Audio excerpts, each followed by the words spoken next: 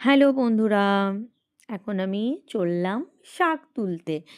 তো এই চুবড়িটা নিয়েছি। চুবড়িটা নিয়ে এখন শাক তুলতে যাচ্ছি। পিছনে ভাই ছিল। চুবড়িটা ফুটো হয়ে গেছে তো কি হয়েছে? শাক তো তুলে জাস্ট রাখবো।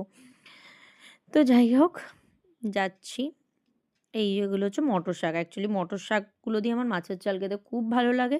কিন্তু ভাই দেবে না।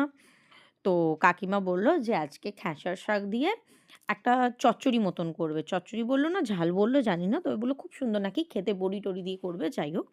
তো সেটা খাওয়ার জন্য আমি বললাম তাহলে খেসার শাক তুলি। আর আমি না কোমরে ব্যথা, পায়ে ব্যথার জন্য বসতে পারি না। ঠিক আছে? উবু হয়ে বসে তুলতে হবে তো। অ্যাকচুয়ালি হাঁটুতে মেইনলি আমার ব্যথাটা আছে। তার জন্যই আমি ওইভাবে বসতে পারি না। তাই আমি জুতোটা পেতে ওর ওপর ধাপ করে থেবড়ে বসে পড়লাম।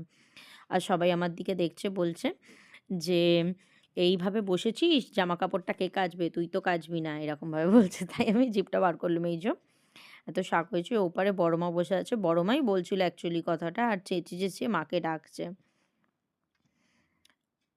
উহ তো কারা, কারা এরকমভাবে শাক তুলতে ভালো লাগে? অবশ্যই জানিও। ভালোবাসো সরি। আমার তো খুব ভালো লাগে। এখানে আমাদের জাস্ট ছোট্ট একটুখানি বসিয়েছে তাই।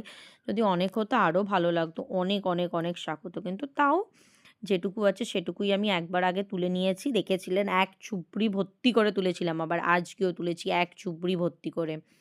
আর আমার না শাক তুলতে খুব ভালো লাগে। বড় মা বলে, "তুই খুব সুন্দরভাবে শাক তুলিস।" কারণ আমি ছোট্ট, ছোট্ট করে একদম জড়ো করে তুলি।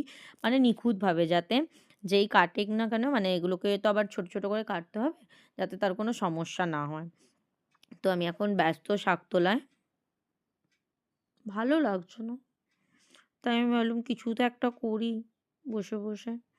আর চুলটা না এত রাফ হয়ে গেছে কি বলবো এই মানে ঠান্ডার জন্য আমি স্পা করাতেও যেতে পারছি না। ধুর ভালো লাগছে না।